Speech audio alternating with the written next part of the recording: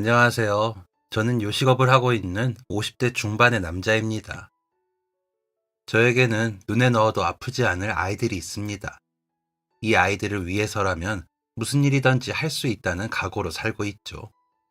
세상의 모든 부모님들은 그렇게 사는 거 아니냐고 유난이라고 하시겠죠. 늦은 나이에 만난 자식들이라 그런지 유난을 떨게 되네요. 얼마 전에 큰애가 그러더라고요. 아빠 같은 사람 아니면 결혼 안 한다고요. 그래서 저도 그랬죠. 세상에 어떤 놈을 데려다 놔도 시집 못 보낸다고요. 아내는 그런 저에게 자식을 너무 쥐고 있으려고 하면 문제가 생겨 라고 하더라고요. 그래도 어쩝니까? 내 자식이 세상에서 제일 잘나 보여 아까운걸요. 저는 고아였습니다. 가족에 대한 기억도 없고 기록도 없는 생고아요. 제가 기억하는 가장 어린 시절의 기억은 제 나이 또래 아이들과 울면서 누군가 안아주길 기다렸던 장면입니다. 4~5명 정도 됐던 것 같네요. 그때 누군가 안아주고 달래주었는지 모르겠지만 잠이 들었다 깼을 때도 우리를 보호해주는 어른들은 없었고 아이들끼리 일어났던 것 같고요. 나를 보호해줄 사람은 저뿐이라는 걸 직접적으로 느끼며 자랐습니다. 물론 고아원 원장님도 계시고 선생님들도 계셨지만 아이들이 더 많다 보니 손이 일일이 닿지 않는 곳이 많았습니다. 그러다 보니 스스로 해결해야 했죠. 개개인이 바라는 작은 선물은 신경 써주는 사람도 없었고요. 비빌 언덕, 쉴 수 있는 그늘이 없는 아이들이 서로 기대어 자라는 곳이 제가 자란 고아원이라는 곳이었습니다. 외롭고 고달픈 마음을 먼저 배우는 곳이었죠. 그런 마음을 다스리며 자라는 아이들 중에는 가끔 공부로 푸는 아이들이 있었습니다. 굉장히 드문 일이긴 하지만요. 저는 그쪽이 아니었습니다. 오히려 불량한 친구들과 어울리며 일탈을 일삼는 쪽에 가까웠죠. 학생이 하지 말아야 할 짓은 몰려다니면서 다 했던 것 같습니다. 학교에서는 포기한 학생이었고 동네 어른들은 고아라 그런다며 손가락질을 했죠. 오토바이도 타고 싸움박질도 하는 통에 경찰서도 들락거렸습니다. 그래도 약한 아이들을 괴롭히거나 돈을 뺏는 일들은 절대 하지 않았습니다. 아무리 정신 못 차리고 못된 짓을 했어도 그런 일들은 하지 말자 주의였죠. 저보다 약한 사람을 괴롭히는 건 도저히 할 수는 없겠더라고요. 공부에 소질이 없고 이리저리 방황은 했어도 나쁜 놈이 되고 싶진 않았거든요. 착하고 고결하게는 못 살아도 치졸하고 악하게는 살지 말자는 생각이 은연중에 있었던 것 같기도 합니다. 그렇다고 제가 잘했다는 건 아니지만요. 그런 저를 경찰서에서 데리러 오신 원장 선생님이 그러시더라고요. 혁건아, 너가 나쁜 아이가 아니라는 거 안다. 내가 부족해서 너희가 이러지. 미안하다. 그런데 혁건아, 그건 알아주렴. 너희를 최고로 기르진 못했어도 나름 최선을 다했다는 걸. 인력이 부족하고 자원이 부족했다는 건 핑계겠지만 나도 너희를 잘 키우고 싶었어. 라고 하시더니 눈물을 보이시더라고요. 원장 선생님의 말씀이 틀린 말씀은 아니었습니다. 제가 봐도 원장 선생님과 선생님들은 저희들을 위해 애를 많이 쓰셨거든요. 고아원 운영 자금이 부족해 기부를 받기 위해 노력하신 것도 알았고요. 그런데도 같이 지내던 아이들을 쉽게 다른 고아원으로 보내신 적도 없고요. 학용품이나 옷 같은 소모품들조차도 비싼 걸로 해주시진 못해도 잘 맞고 필요한 걸로 입히시고 쓰게 하시려고 노력하셨거든요. 준비물 한 번 안 챙겨주신 적도 없었고요. 말 그대로 최선을 다하셨죠. 하지만 사람들이 쑥덕거리며 손가락질하고 학교에서 고아라고 놀림당하는 것까지 막아주실 수 없었습니다. 반에 물건이나 돈이 없어져 오해받는 것도 말이죠. 그런 시선들을 받는 게 일상이었지만 견디긴 어려웠습니다. 그래서 선택한 방법은 약해 보이지 않는 것이었습니다. 저에게 손가락질하는 사람들에게 함부로 하지 말라고 따지고 들어야 했고, 놀리는 아이들에게 감히 그러지 못하게 싸워서 이겨야 했습니다. 그러다 보니 저는 어느새 소위 논다는 아이들과 어울리고 있었고, 다른 학교 아이들과 패싸움도 하게 되더라고요. 오토바이는 친구들이 샀다고 자랑하는 통에 같이 어울려 뒷자리에 타다가 속도 위반으로 경찰에 잡혀서 다 같이 끌려간 적도 있었습니다. 그렇게 비행 청소년이 된 거지 제가 마음이 독하고 나쁜 놈은 아니었습니다. 그런 제 앞에서 원장 선생님께서 우시기까지 하니 몸둘 바를 모르겠더군요. 선생님, 제가 잘못했어요. 울지 마세요. 저 같은 놈 때문에 왜 우세요? 라고 하면서 저도 눈물이 나 흑흑 울고 말았습니다. 너무 죄송하더라고요. 제가 8살이 되던 해에 이 고아원으로 와서 중학교 3학년 때까지 키워주신 원장 선생님이 잘못하신 것도 없이 사과하시며 우시는 모습이 가슴 아프더라고요. 원장 선생님은 그런 저를 끌어안으시더니 혁건아, 울지 말아라. 나는 너가 이 시간들을 이겨내고 잘할 거라고 믿는다. 너의 눈빛이 그렇다고 말해주고 있거든. 우리 헤쳐나아가 보자. 라고 해주시더라고요. 원장 선생님의 그 말씀을 듣는데 정말 그대로 살아서는 안 되겠더라고요. 정신 차리고 제대로 살아야겠다는 생각이 들었습니다. 그렇다고 제가 갑자기 공부를 할 수도 없더라고요. 영 그쪽에는 재주가 없었거든요. 그럼 제가 뭘 해야 할까? 뭘 잘하나 생각해보니 요리를 좋아하더라고요. 그렇다고 요리 학원을 다니자니 제게는 돈이 없었습니다. 고아원에 이야기하면 도와주시긴 하겠지만 고아원 형편이 안 좋았거든요. 그동안 사고치고 다닌 것도 있고 해서 염치가 없으니 말하기가 그렇더군요. 그래서 낸 결론은 아르바이트를 하는 것이었습니다. 학교는 다니면서 요리를 배우려면 식당에서 일을 하는 것뿐이더군요. 어떤 식당에 가서 일을 배울까도 고민을 많이 했습니다. 하지만 그런 고민은 쓸데없는 일이었습니다. 하나마나한 일이었더라고요. 중학교 3학년짜리 아이를 데려다 일을 시켜주는 곳은 없더라고요. 저는 일을 배우는 게 목적이었기 때문에 돈을 많이 주지 않아도 되는데 일을 아예 시켜주지도 않으려고 하더라고요. 막막한 마음에 한숨이 나더군요. 그렇게 겨울방학이 되고 나니 마음은 조급하고 답답해지더라고요. 그러다 사람 구함이라는 종이가 붙은 가게를 지나게 되었습니다. 여기가 마지막이라는 생각에 얼른 들어가 보았죠. 메뉴가 뭔지, 무슨 일을 하는지는 중요하지 않았습니다. 그저 일만 할 수 있으면 되겠다는 생각만 머릿속에 가득했거든요. 저기, 밖에 사람 구한다는 거 보고 왔는데요. 라며 계산대에 계신 분께 말씀을 드렸습니다. 나이가 지긋하신 할머니셨는데 저를 빤히 보시더라고요. 또 안 되나 싶어 숨이 가빠지는 것처럼 느껴져 크게 숨을 몰아쉬었습니다. 그런 저를 보시던 할머니는 너가 와서 일하려고? 라고 물으시더라고요. 그래서 네, 일하려고요. 일을 배우고 싶어서요. 라고 크게 대답했습니다. 그런 저를 보고 웃음이 터지신 할머니께서는 뭘 그렇게 크게 대답을 해? 아직 그 정도는 내가 알아듣는다. 우리 가게가 뭐 만드는 식당인지는 알고 왔지? 라고 하시는데 그제서야 주변을 둘러보니 백반 위주의 기사식당이더라고요. 한쪽에서는 연탄불에 고기를 굽고 계셨고 주방과 홀에서 바쁘게 움직이시더라고요. 메뉴는 어림잡아도 10개가 넘어 보였고 테이블은 20개가 넘더라고요. 제가 두리번거리다 눈이 동그랗게 커지자 보고 계시던 할머니께서 아니 무슨 일 하는 줄도 모르고 그냥 사람 구함이라고 쓰여있는 글씨만 보고 덜컥 들어온 거야? 야 이놈아 그렇게 정신이 없어서 무슨 일을 하니? 여기서는 그렇게 정신을 못 차리면 순식간에 사고 난다. 할 수 있겠어? 라고 하시더라고요. 할머니의 말씀에 네, 저 할 수 있습니다. 시켜만 주시면 뭐든 열심히 하겠습니다. 라고 큰 소리로 대답하고 말았습니다. 제 목소리에 웅성거리던 식당이 순식간에 조용해지더군요. 할머니는 크게 웃으시더니 고놈 눈이 맑은 게 일은 잘하겠다. 몇 살이야? 나는 게으름 피우는 건 못 참아. 시키는 대로 할 수 있겠어? 라고 하시더군요. 할머니 말씀에 저는 고개를 끄덕이며 할 수 있어요. 진짜 열심히 할게요. 라고 대답하며 활짝 웃었습니다. 드디어 일자리를 찾았다는 자체가 좋더라고요. 할머니는 다음 날부터 나오라고 하시더니 가보라고 하시더라고요.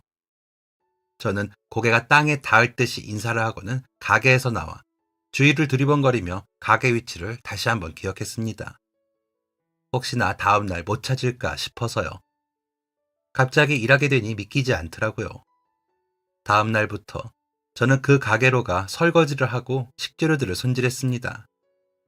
고아원에서도 번갈아가며 하던 일이라 힘든 줄도 모르고 했습니다. 할머니는 제게 일을 지시하시곤 별 말 없이 지켜보시다가 안 되는 부분은 오셔서 직접 보여주셨습니다.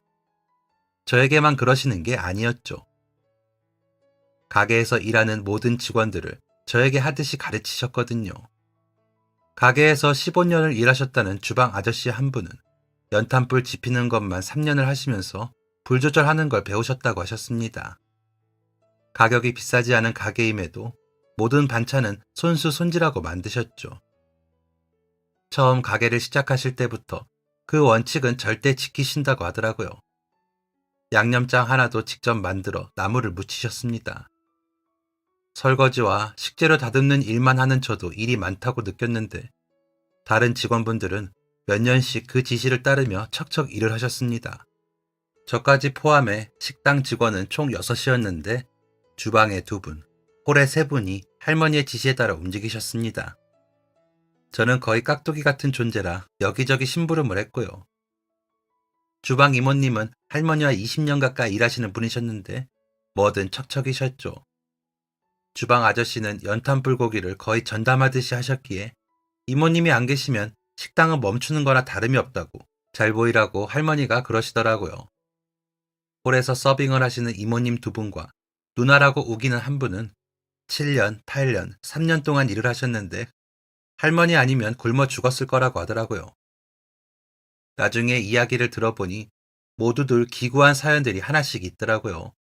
그 사연들을 묻지도 않고 제가 일 시작할 때처럼 몇 마디 하시고는 일을 하게 해주셨는데 사연을 캐묻지도 않으시고 일을 시키시더랍니다.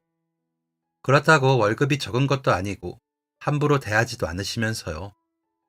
저에게도 집이 어디냐, 어린 나이에 왜 일을 하냐 같은 질문도 하지 않으셨습니다. 다른 이모들도 마찬가지였고요. 가끔 누나만 저에게 너도 참 어린 게 고생을 사서 한다. 학교나 다니지 뭐하러 일한다고 나서 계약하면 어떻게 하려고 라며 걱정인 듯 걱정 아닌 말들을 하곤 했습니다. 그렇게 말고는 아무도 제가 고아인지 가난한 집 아이인지 궁금해하지도 않았고요. 일한 지 한 달이 되어 할머니가 월급을 주실 때도 저는 놀랐습니다. 생각보다 월급을 많이 넣어주셨더라고요. 그때는 시급도 정해지지 않았을 때라 얼마를 주건 사장님의 마음이셨거든요. 저는 당장 일을 배울 곳이 필요했기에 월급을 많이 받을 생각도 없었고요. 제가 감사하다고 하자 할만해. 학생이니 학교 다닐 때는 학교 마치고 와서 해. 일단 학교 다니는 게 먼저니까 월급은 계속 그만큼은 줄 거야. 다른 일 하고 싶으면 미리 이야기만 하고 그만둬. 라고 하시는 게 다였습니다. 고등학교에 입학을 하고 할머니 말씀대로 학교를 마치는 대로 가게에 가서 일을 했습니다. 여전히 설거지와 식재료 다듬는 일을 했죠. 졸업할 때까지 그 일만 했던 것 같습니다. 3년을 말이죠. 원장 선생님은 제가 일을 한다는 말에 가게에 와보시더니 할머니와 한참을 대화를 나누다 가셨다고 하더라고요. 누나가 학교를 마치고 간 제게 이야기를 해주셔서 알게 되었죠. 할머니는 원장 선생님을 만나고 나서도 별말 없이 일만 가르쳐 주셨습니다. 3년간 식재료 다듬는 일을 하다 보니 재료 보는 눈이 생기더군요. 그래서 고아원의 식재료를 볼 때도 제가 나서서 봐드리기도 했습니다. 원장님은 혁건이 덕에 우리 원에 더 좋은 재료로 음식을 할 수 있어 다행이구나 하시면서 좋아하셨습니다. 사고만 치던 놈이 밥값을 하니 좋으셨던 것 같아요. 손이 거칠어지고 칼에 긁히고 베어 피가 나면서도 안 그만두고 했으니까요. 저는 진심으로 요리사가 되고 싶었기에 그런 것들쯤은 참을 수 있었습니다. 주방에 들어가 일을 하면 밥은 굶지 않을 거라는 생각이 들었거든요. 고아원에서 자라면서 굶은 적은 없지만 모자라 허기가 질 땐 있었거든요. 오죽하면 초등학교 때 소원이 고기를 배부르게 먹어보는 것이었으니까요. 도시락에도 달걀 반찬만 올라가도 좋았던 저였기에 주방에서 일을 하는 것은 어릴 적 꿈을 이루는 일이기도 했고요. 맛있게 배를 채우고 싶었습니다. 식당에서 일을 하면서 반쯤은 그 소원을 이루기도 했습니다. 할머니가 직원들 밥은 풍족하게 주셨거든요. 가끔 회식이라도 하면 연탄불에 고기며 생선이며 잔뜩 구워주셨고요. 실컷 먹고 나면 고아원의 동생들이 생각이나 아쉬운 생각이 들기도 했습니다. 그런 제 마음을 아시기라도 하셨는지 할머니는 가끔 반찬을 넉넉하게 해 싸두셨다가 가져가 먹어 원장님이 좋으시더라 하시곤 했습니다. 고아원에서는 먹기 힘든 반찬들이라 가져가면 모두들 좋아했고요.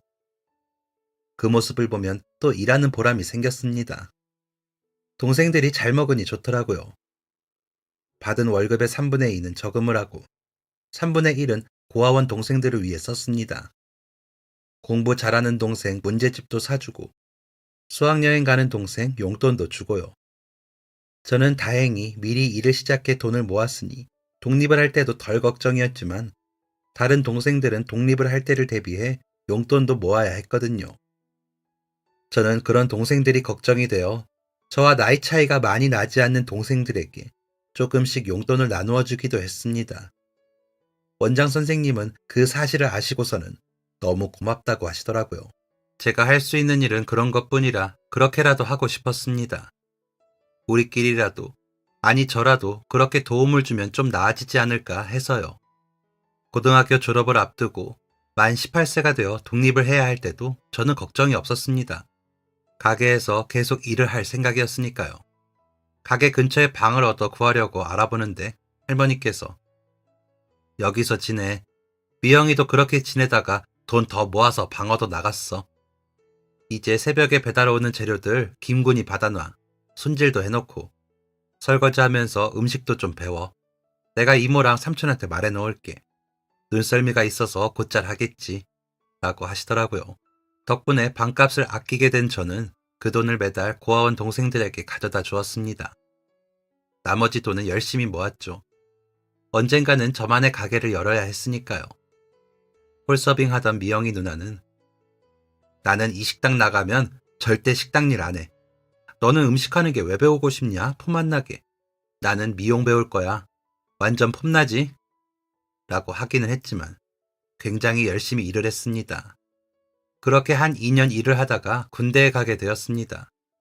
고아라 안 가도 되는데 자원해서 다녀왔습니다. 그러고 싶더라고요.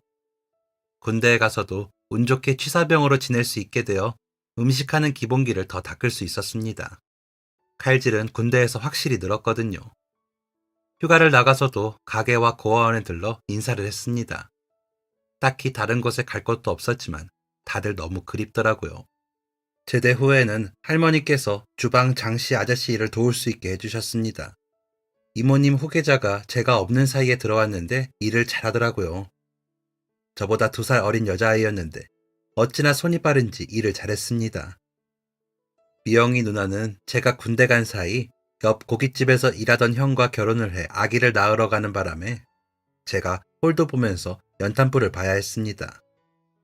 그때는 좀 제가 불안했던 것 같습니다. 일을 더 배워야 하는데 못 배웠으니까요. 군대에서 배운 칼질도 써먹을 데가 없고 양념장도 못 배워서요. 취사병으로 있으면서 기본적인 양념하는 법은 배웠지만 할머니 맛이 아니었잖아요. 저는 그 비법을 배우고 싶었는데 그게 안 되니 마음이 괴롭더라고요. 돈을 모으면 뭐 하나 하는 생각도 들고요. 물론 고기 손질하고 양념은 배웠죠. 장씨 아저씨가 엄청 기술자라 부지런히 따라잡아야 했지만 제법 비슷하게 맛이 난다고 할머니가 웃으면서 이야기해 주셨거든요. 하지만 저는 모든 반찬을 배워서 백반 가게도 차려 배달도 하는 게 꿈이었기 때문에 조바심이 났습니다. 그때가 벌써 20대 중반이었으니까요. 얼추 10년 정도를 일을 한 것 같은데 배운 게 없어 초조하더라고요. 이모님과 아저씨는 일을 그만두시는 날까지 할머니와 일을 하실 거라고 하셨으니 저처럼 조바심은 안 나셨겠지만 저는 좀 욕심도 나고 속도 상했습니다. 그런데 주방에 제가 비집고 들어갈 자리가 없더라고요. 영이라는 그 아이가 어찌나 잘하던지 말이에요. 그래서 회식을 할 때 물어봤습니다. 어디서 일을 배웠냐고요. 그랬더니 새엄마 밑에서 식모살이 아닌 식모살이 하느라 10살부터 부엌 일을 했어요. 동생들 밥도 다 제가 해서 먹였거든요. 아버지 돌아가시고 빈몸으로 쫓겨났는데 사장님이 받아주셨죠. 라고 하더라고요. 그 이야기 들으니 또 안 됐다는 생각에 시샘도 못하겠더라고요. 그래서 어쩔 수 없이 제 자리를 지키며 틈틈이 주방의 다른 일들도 배웠습니다. 그러다 할머니가 돌아가셨습니다. 장례는 이모님과 아저씨가 주관하여 치르셨죠. 다른 직원들은 돕고요. 장례식에 손님들도 엄청 많이 왔습니다. 그제야 할머니가 가족이 없었다는 걸 알았습니다. 분명 아들도 있고 딸도 있다고 하셨는데 그게 그동안 거둔 사람들이더라고요. 전쟁이 끝나고 가족들하고 먹고 살려고 시작한 장사를 이어받아 하시면서 결혼도 안 하고 어려운 사람들 거두어 식당에서 일하게 해주시면서 사셨더라고요. 그 중에는 감옥에 다녀온 사람도 있었고 저처럼 고아들도 있더라고요. 정신 차리고 일할 생각이 있는 사람이라면 누구든지 일을 시켜주신 겁니다. 할머니가 돌아가시고 나니 할머니가 얼마나 대단한 분이셨는지 알았습니다. 장례가 끝나고 이모님과 아저씨는 이제 그만 일할 거야. 그만큼 했으면 됐지. 할머니가 우리 몫으로 떼어주신 것도 많아. 고향에 시골로 내려가서 조용히 살고 싶어. 라고는 가게를 접는다고 하시더라고요. 홀서빙 이모들은 그동안 다른 가게에서 오라는 이야기가 많았는지 그곳으로 간다고 하고요. 저와 영희만 갈 곳이 없다군요. 그래서 영희에게 나랑 다른 곳 가서 가게 안 할래? 나 그동안 모은 돈 있거든. 너는 할머니 음식 할 줄 아니까 비슷하게 차려서 장사해보자. 라고 했습니다. 그러자 영희는 고개를 끄덕이면서 가겠다고 하더군요. 그렇게 영희와 저는 새로운 곳으로 함께 떠나게 되었습니다. 저희가 있던 곳에서 알아볼 수도 있었지만 할머니만큼 할 자신이 없기도 했고 30살이 되도록 그 고장에서만 살았으니 다른 곳으로 가고 싶기도 했거든요. 할머니가 하시던 가게를 이어받기에는 그 정도의 돈이 없기도 했고요. 새로운 곳에 자리 잡기 전에 어디로 갈지 여기저기 가보았습니다. 군대에서 선임이 말했던 공업지역에도 가보고 시장이 많다는 곳도 가봤습니다. 장사가 될 만한 곳이어야 했고 저희의 메뉴가 경쟁력이 있어야 했으니까요. 제 나름대로 오랜 시간 궁리했던 여러 조건들을 맞추기 위해 오래 살펴봤습니다. 영희는 그런 제 곁에서 제 의견을 존중해주며 잘 맞춰주더라고요. 그런 모습에 영희에게 믿음이 생겼습니다. 그러면서 좋아지더라고요. 가게를 구하고 집을 구하기 전에 같이 지내자고 말을 했을 때는 큰 결심을 하고 말을 꺼낸 것이었는데 영희는 피식 웃더니 이내 깔깔거리며 웃더라고요. 제가 너무 긴장하고 말하는 게 웃겼대요. 그러더니 좋다고 하더라고요. 부모님도 안 계시고 일가 친척도 없는 저희는 혼인신고만 하기로 했습니다. 예쁜 드레스를 입혀주고 싶었는데 다 필요 없다던 영희는 우리 꼭 성공해서 진짜 멋지게 입고 사진이나 찍어요. 그러면 되지. 아이는 되도록 많이 낳아서 가족 사진도 많이 찍고요. 라며 웃었습니다. 혼인신고를 하고는 고아원에 가서 원장 선생님께 인사를 했습니다. 새로 여는 가게 위치도 알려드리며 꼭 오셔서 드시고 가세요. 원장 선생님과 동생들은 평생 공짜예요. 라고 했을 때는 또 우시더라고요. 우리 혁건이가 너무 잘 자라주어서 내가 고맙다. 고마워. 라면서요. 그리고는 신혼여행을 대신해 부산에 가서 바다도 보고 회도 먹고 돌아와 장사를 시작했습니다. 제가 새벽에 나가 장을 봐 재료를 손을 봐두었죠. 영희는 그 재료로 음식을 했고요. 저는 연탄불로 고기를 구웠습니다. 사무실과 봉제 공장들, 주택가가 섞인 지역에서 저희 가게는 처음부터 반응이 나쁘지 않았습니다. 먼저 택시 기사님들이 자주 오시더라고요. 할머니 가게만큼은 아니어도 메뉴가 많았고 반찬도 맛이 있으니 한 번 오셨던 분들이 여러 번 오시더라고요. 영희와 저는 열심히 일했습니다. 할머니가 하셨던 그대로 하려고 노력하면서요. 영희는 손도 빠르고 솜씨도 좋아 할머니가 알려주신 대로 음식들을 잘 만들더라고요. 할머니가 짧은 시간 안에 주방 이모님 곁에 있게 하신 게 이해가 되더라고요. 열심히 일하면서 서로를 위해주다 보니 저희 부부는 사이가 좋았습니다. 손님들도 인꼬 부부가 하는 가게라 맛이 더 좋다고 하셨죠.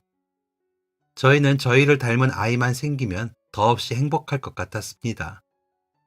아이가 생길 때를 대비해 제가 음식들을 영희에게 배워두기도 했고요. 그런데 무슨 일인지 저희 부부에게는 아이가 찾아오지 않았습니다.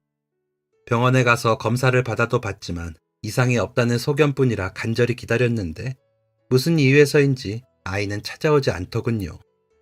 무엇보다 영희가 매달 임신이 아닌 것을 확인할 때마다 너무 괴로워하는 게 제게는 더 크게 아프게 다가오더라고요. 물론 저도 아이가 생기길 간절한 마음으로 바랐습니다. 하지만 우리에게 허락되지 않은 건가 보다 하고 포기하게 되더라고요. 영희가 괴로워하는 것도 보기 싫었거든요. 영희가 자책을 하더라고요.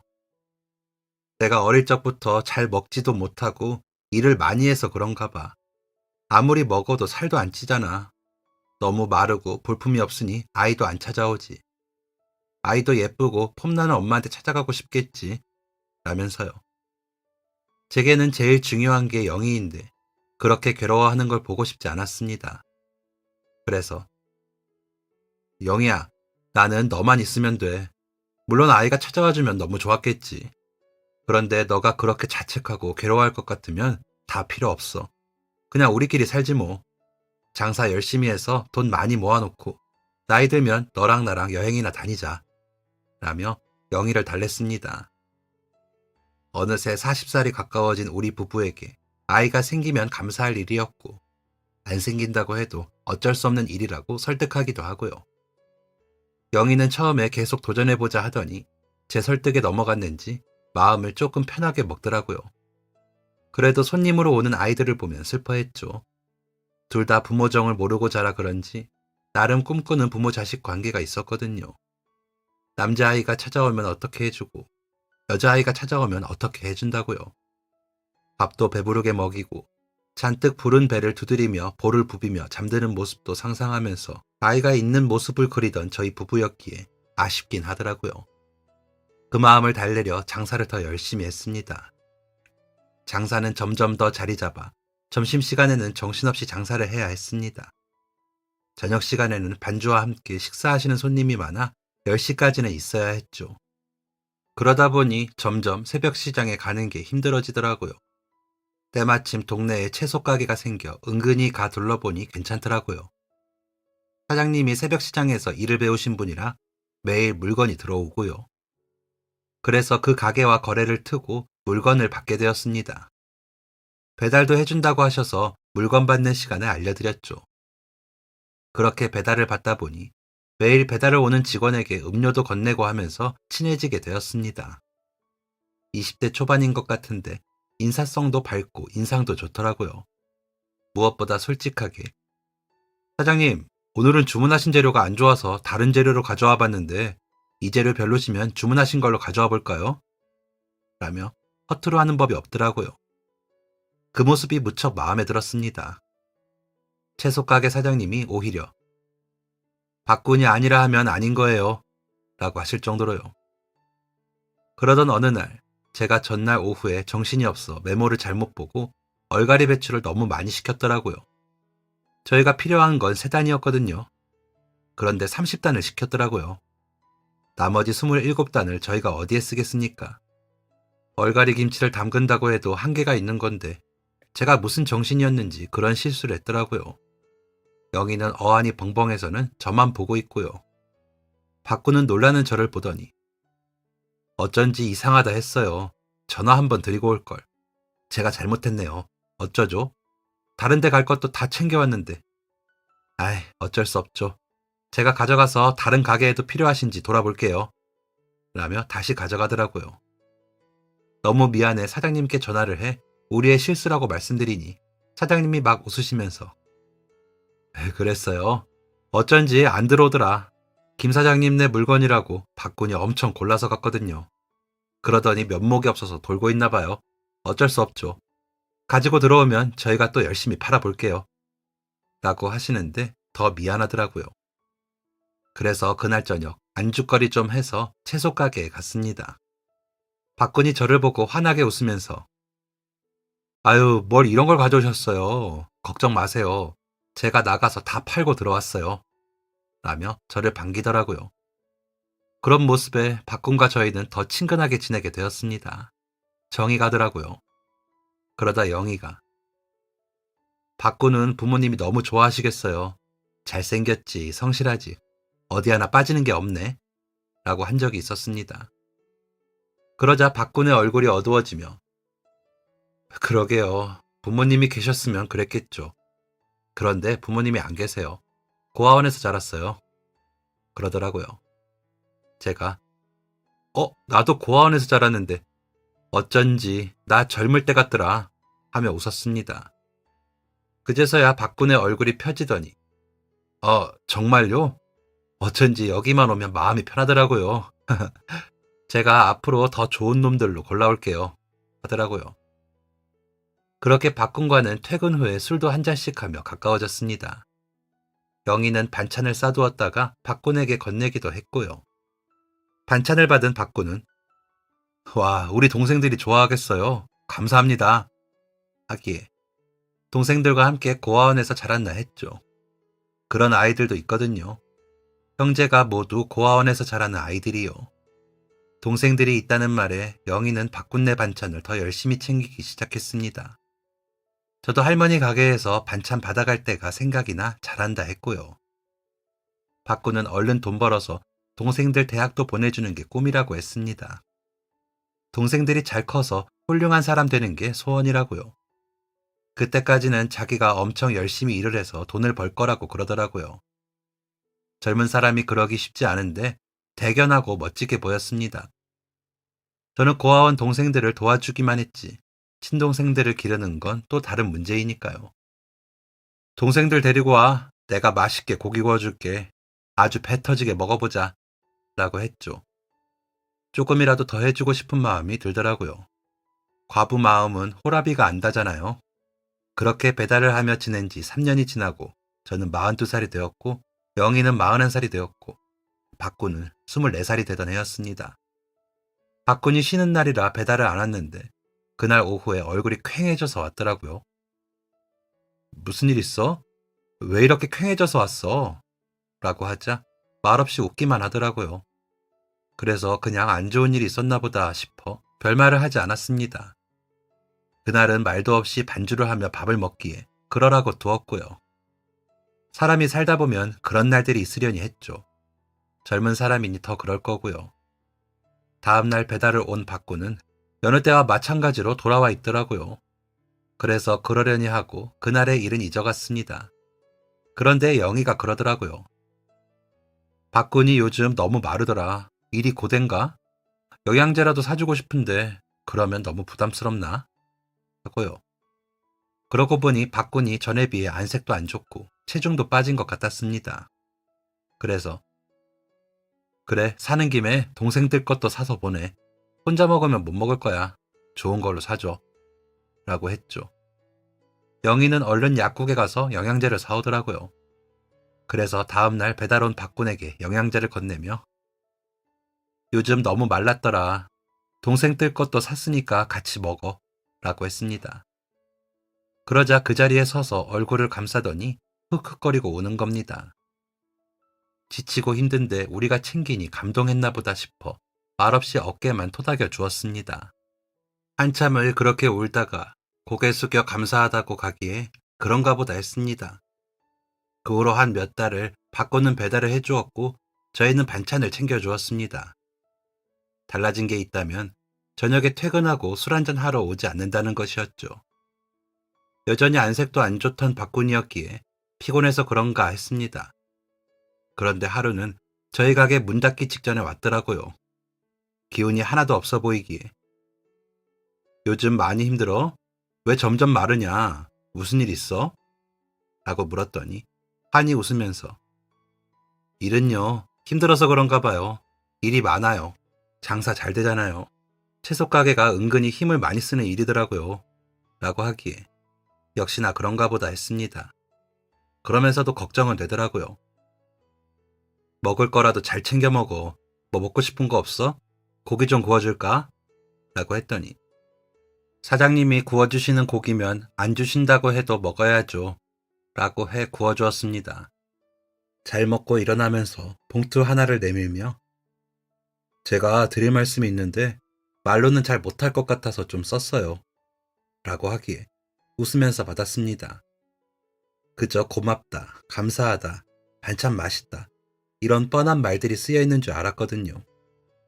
그런데 봉투 안에는 너무 놀라운 말들이 쓰여 있어 저와 영희는 눈물을 흘렸습니다. 사장님께 사장님 안녕하세요. 저 박군입니다. 이렇게 글로 사장님께 말씀을 드리려니 쑥스럽기도 하네요. 그동안 저와 제 동생들 반찬 챙겨주시고 영양제까지 챙겨주셔서 감사했습니다. 번번이 신세만 져서 면목이 없네요. 그런데 제가 더 큰 부탁을 하려고 합니다.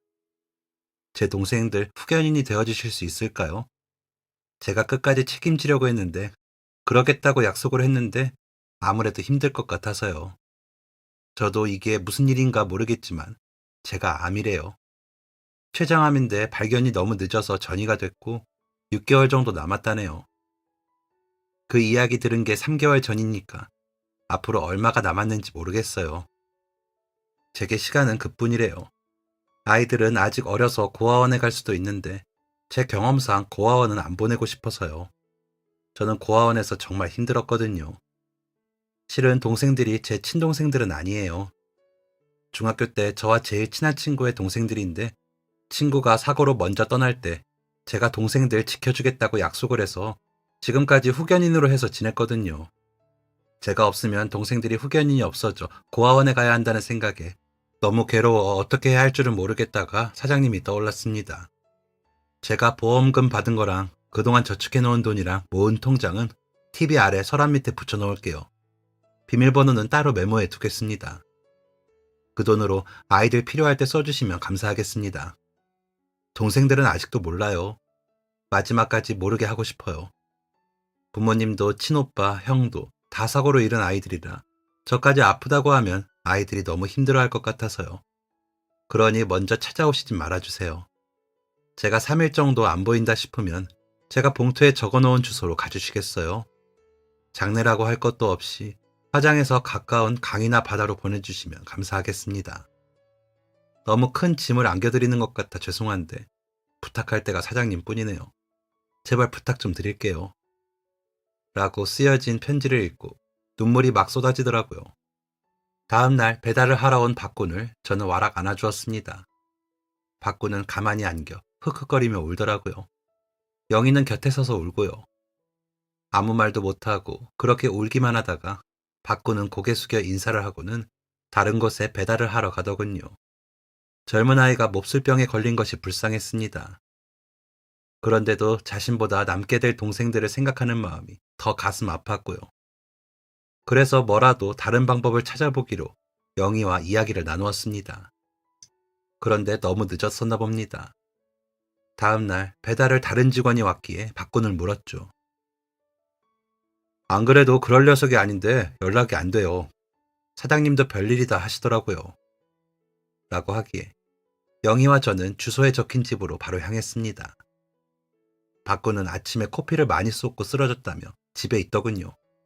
그래서 병원에 가자. 가서 마지막까지 뭐라도 해봐야지. 라고 했더니 사장님, 저도 살고 싶어요. 그런데 의사들도 방법이 없대요. 저도 살고 싶어요. 라며 목 놓아 우는 박군을 보니 너무 안타까웠습니다.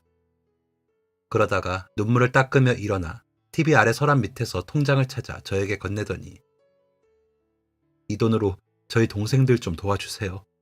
라며 다시 한번 간절한 목소리로 부탁을 하더군요.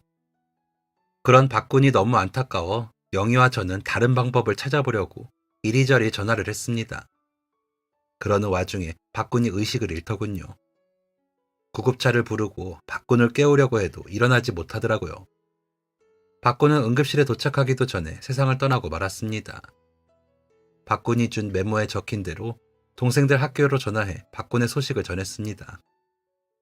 응급실에 도착한 동생들은 아직도 어린 아이들이더군요. 큰아이가 중학교 2학년이었고 작은아이가 초등학교 6학년이었으니까요. 영희는 박군의 모습에 놀라 울기만 하는 아이들을 안아주며 울더라고요. 저도 엄청 울었습니다.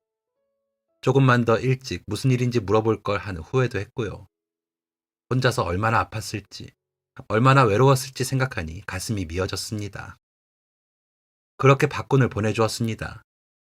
작게나마 장례도 치러주고 말대로 강에 보내주었죠. 박군의 말대로 동생들은 착하더라고요. 처음엔 저희를 엄청 어려워했습니다. 하지만 영희가 엄청 신경 쓰고 가까워지려고 노력하더라고요. 일부러 아이들이 지내는 집에 가서 자기도 하고 저희 집에 데리고 와 자기도 했고요.